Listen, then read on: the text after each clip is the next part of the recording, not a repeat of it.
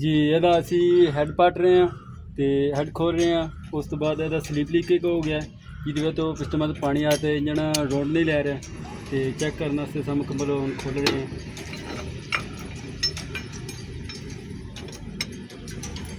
Machine 966F है ही है जी best to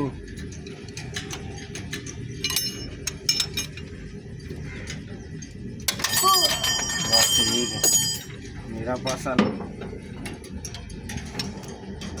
रस्सी चंगे नहीं आते वीडियो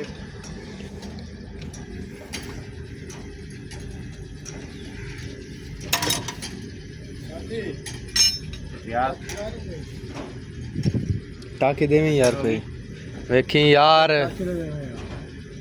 टाके स्टोर है अपनी दबन दी सानू टाके स्टोर है जी तो पता मैं होना आया जा बाकी कमन डी है ना वही है।